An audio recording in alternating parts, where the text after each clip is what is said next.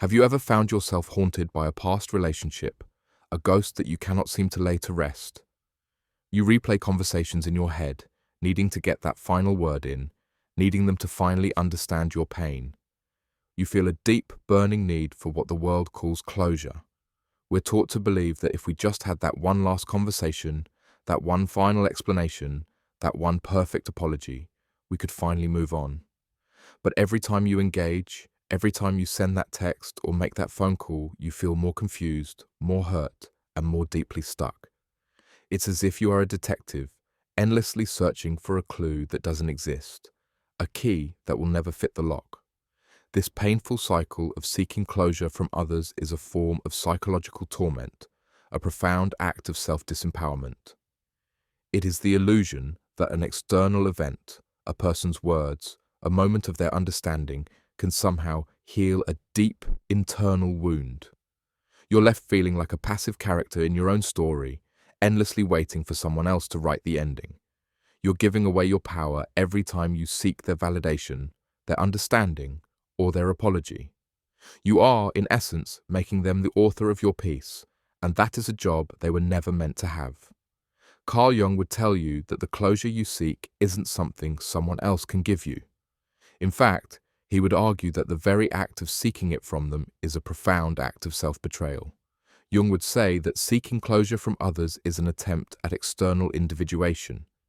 It is the unconscious hope that if you can get this person to act in a certain way, if they can just say the right words, you will finally become whole. But the person who gave you the wound is not the one who can give you the cure.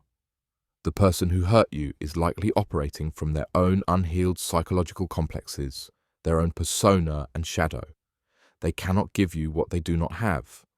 They cannot give you a profound, conscious explanation for their behavior because they likely do not have one themselves. They are as much a victim of their own unconscious as you are a victim of the cycle. This quest for closure is often a form of unconscious projection. You are projecting your own need for understanding, your own desire for empathy, and your own capacity for remorse onto a person who is, for whatever reason, incapable of holding it. And in that moment, your inner journey toward healing is hijacked by an external drama.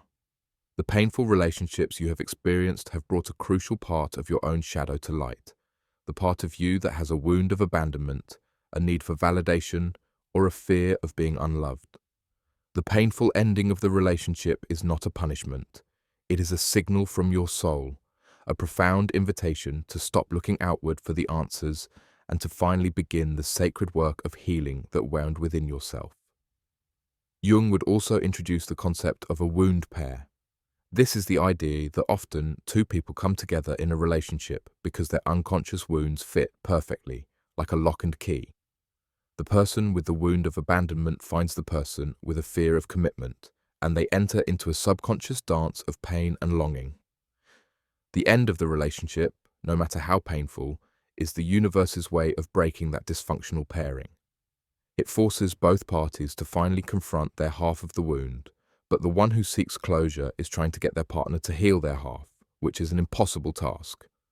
The loss of the relationship feels so devastating, not just because you lost a person, but because you lost the one who held a reflection of your own unhealed psychological wound. You are not just grieving them, you are grieving the part of yourself that you hoped they would heal. True closure is an internal process, not an external event. It comes when you stop seeking validation from the outside and begin the sacred work of integrating your own pain. This is the moment you reclaim your power through silence. Instead of reaching out, you do this. First stop.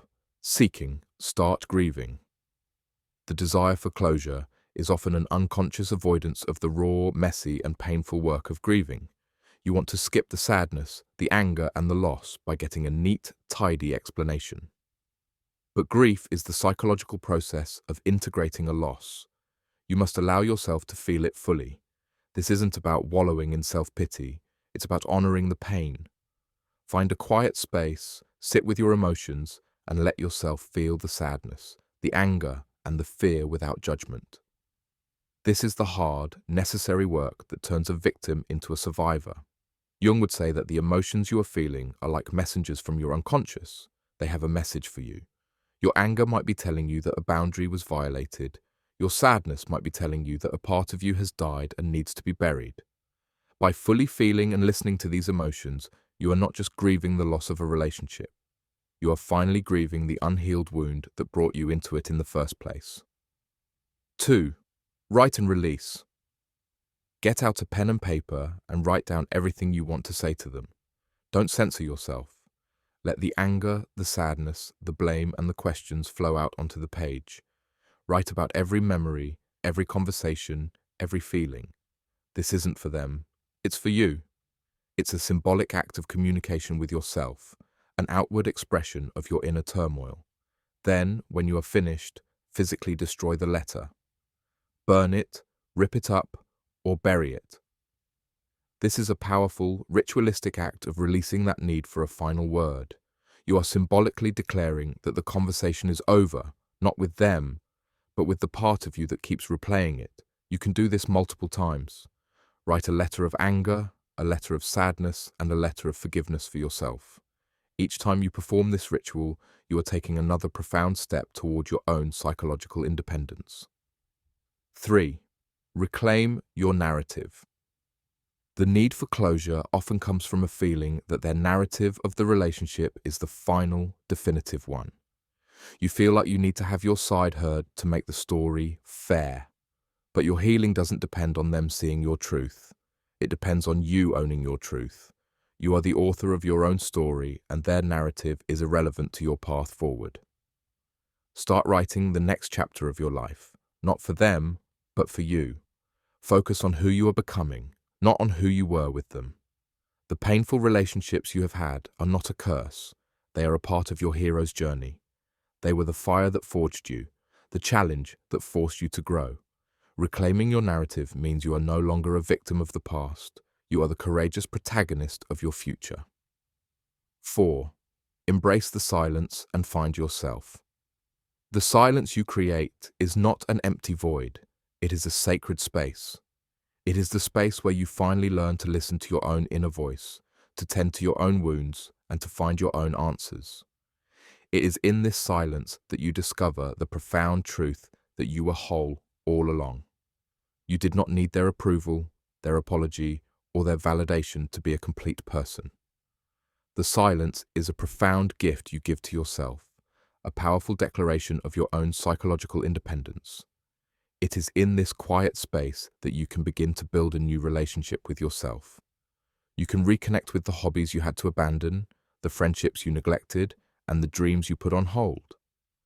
This is the ultimate act of self-love, the final, undeniable declaration that your peace is in your own hands. This is the deeper meaning of this journey. The ultimate form of closure is the realization that you were never a half person, waiting for another to make you whole.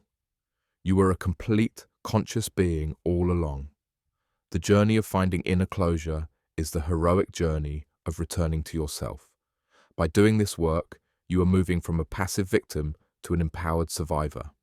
The final victory is not in getting them to understand, but in realizing that you understand yourself. The freedom you seek is not found in their words, but in your own silence. The greatest form of closure is not a conversation. It is a homecoming. You are coming home to yourself. Comment silence if you are ready to find your own closure.